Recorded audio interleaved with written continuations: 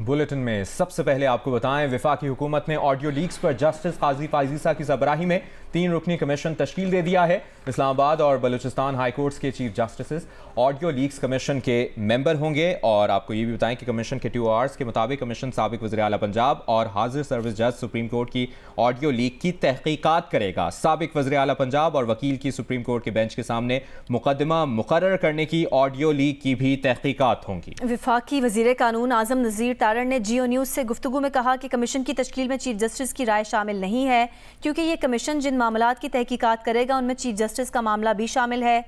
आज़म नज़ीर तारड़ का यह भी कहना था कि सुप्रीम कोर्ट के सीनियर तरीन जज को कमीशन का सरबराह बनाना वफाकी हुकूमत का इख्तियार है।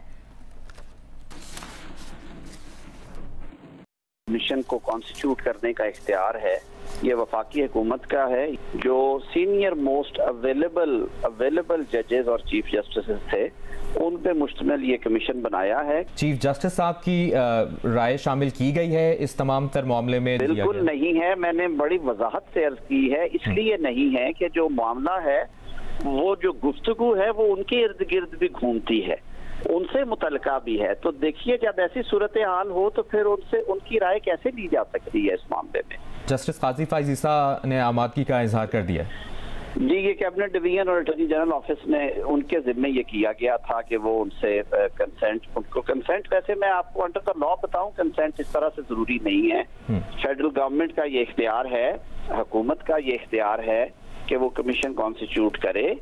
और जो अराकीन है, मौजूद अराकीन, जब उनको नोटिफिकेशन जाता है तो फिर उसके मुताबिक उन्हें काम करना होता है। अगर ज़ाती वजूहात की वजह से वो ना करना चाहे तो वो उसमें इनएबिलिटी का इजहार कर देते हैं। अगर आप TOR देखें तो जो TOR के अंदर है उसके अलावा कमीशन को ये इख्तियार होगा कि अगर कोई और इस तरह का कनेक्टेड मैटर है जो वो समझते हैं कि उसमें इंक्वायर करना जरूरी है, वो कर सकते हैं। ये हमेशा कमीशन का इख्तियार होता है सेक्शन 10 के तहत। जी। काबीना डिवीजन ने जुडिशल कमीशन के क़याम का नोटिफिकेशन जारी कर दिया है। कमीशन ऑफ इंक्वायरी एक्ट 2017 के सेक्शन 3 के तहत बनाया गया है। कमीशन ऑडियो लीक्स के मामले की तहकीकात करेगा। इसकी मुकम्मल तफसील जानते हैं अब्दुल क़य्यूम सिद्दीकी से। जी अब्दुल क़य्यूम सिद्दीकी, अपडेट कीजिए। जी हाँ, वफाकी हुकूमत में की कैबिनेट डिवीजन जो है उसने कमीशन ऑफ इंक्वायरी एक्ट 2017 के तहत के सेक्शन 3 के नीचे एक कमीशन बनाया है जो कि जो जुडिशरी से मुतल्लिक आने वाली ऑडियो लीक्स हैं उनकी तहकीकात करेगा कि आया ये ऑडियो लीक्स दुरुस्त हैं या नहीं है, और क्या इनकी वजह से जो निज़ाम इंसाफ है उस पर अवाम के एतमाद के अंदर कमी वाक़ई हो रही है, और इसको क्योर करने के हवाले से कमीशन क्या इक़दामात और सिफारिशात जो हैं वो तजवीज़ करेगा। कमीशन ऑफ इंक्वायरी एक्ट के तहत जो नोटिफिकेशन है उसके तहत सुप्रीम कोर्ट ऑफ पाकिस्तान के सीनियर जज जस्टिस काजी फायजीसा जो है वो इस कमीशन की सरबराही करेंगे, जबकि justice chief justice Balochistan high court Naeem Afghan जो है वो और justice Aamir Farooq chief justice Islamabad high court वो इस कमीशन के मेंबर होंगे। 3 रुकनी कमीशन जो है ये नोटिफिकेशन के इजरा के फौरी बाद जो है वो अपनी कार्रवाई शुरू करने का मजाज होगा, और इस हवाले से जो टर्म्स ऑफ रेफरेंस हैं, 9 टर्म्स ऑफ रेफरेंस जो हैं वो इस कमीशन ऑफ इंक्वायरी एक्ट को दिए गए हैं।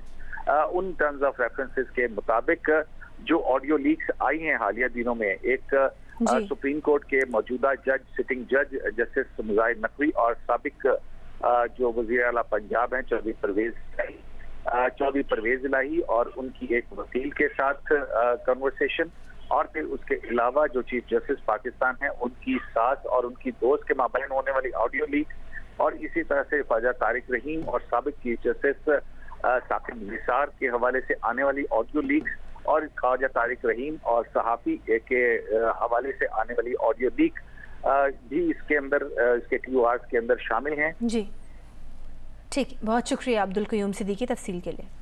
अभी आपको बराह रास्त लिए चलेंगे कराची, जहां पर अमीर जमात इस्लामी कराची हाफिज नईम रहमान प्रेस कॉन्फ्रेंस कर रहे हैं। में मैंडेट तस्लीम नहीं किया, मुल्क टूट गया, मुल्क तोड़ना गवारा कर लिया, लेकिन अवाम का मैंडेट तस्लीम नहीं किया। यह मौका है कि पीपल्स पार्टी अब अपनी इस सरिश्त को छोड़े और इसको खुले दिल से तस्लीम कर ले। हम तो ये कहना चाहते हैं कि जो इंतखाबात हुए बल्दियाती, उसमें आज भी अगर आप कैलकुलेशन करेंगे तो जमात इस्लामी और पीटीआई के अगर वोट्स मिला लें तो ये 70% के करीब हैं और पीपल्स पार्टी के वोट 25% से भी कम है। इसी तरह सीटों की बात जहां तक है तो हल्का बंदियां तो पीपल्स पार्टी ने की, हुकूमत ने सिंध ने की। इलेक्शन कमीशन का तो सारा रोल हमारे सामने आ गया। तो उसमें पीपल्स पार्टी जिन सीटों पे कामयाब हुई है उसका एवरेज 15 से 20 हजार वोटों वाले हल्के हैं और जहां जमात इस्लामी जीती है वो 45 हजार एवरेज वाले हल्के हैं। आप इसी से अंदाजा कर लें कि वो कहां जीते हैं और हम कहां जीते हैं। नंबर ऑफ सीट्स में भी देख लीजिए। उसके बावजूद पूरा नहीं पड़ा तो उन्होंने नतीजे बदले, कब्जे किए, फिर भी पूरा नहीं पड़ा तो आरओ के जरिए से बदला, रिकाउंटिंग में बदला और ज़िमनी इंतखाब में कम अज कम 4 नशिस्तों पर कब्जा किया है, जिसमें आरओ के जरिए भी बदलवाया है और धांधली भी की है, जाली वोटिंग करवाई है और हर चीज हमने बिल्कुल 2-2-4 की तरह इलेक्शन कमीशन में जमा भी करवा दी है। वो नहीं मानेंगे तो अदालत जाएंगे। तो इसलिए ये सब कुछ करने के बाद भी जब नंबर पूरे नहीं हुए तो अब तस्लीम कर लें। वो तस्लीम करेंगे तो हमें भी किसी को पत्थर नहीं मारना, गोली नहीं चलानी। इसी शहर में रहना है, इसी सूबे में रहना है, इसी मुल्क में रहना है। तो तस्लीम करो और कंट्रीब्यूशन करो किसी अच्छे काम में। हुकूमत की ताकत को आवाम की भलाई के लिए लगाओ, लोगों का रास्ता रोकने के लिए नहीं लगाओ। इसलिए नहीं लगाओ कि तुम कब्जा करके मैंडेट हासिल करो। और अब ऐसा हम नहीं करने देंगे इंशाअल्लाह। और हम पाकिस्तान तहरीक इंसाफ के साथ मिलकर अपने इस मैंडेट के तहफ़्फ़ुज़ के लिए आइंदा का लाए अमल भी तय करेंगे इंशाअल्लाह। इसलिए मैं पूरी कराची के अवाम को ख़ास तौर पर मुबारकबाद देता हूँ कि चीज़ें अपनी सही डायरेक्शन में जा रही हैं। बड़ा सब्र आज़मा ये काम है, जिद्दोजहद तवील तर है, लेकिन जिद्दोजहद के नतीजे में ही रास्ते खुलते हैं। मायूस हो जाने से रास्ते बंद हो जाते हैं और फिर कोई पूछने वाला भी नहीं होता।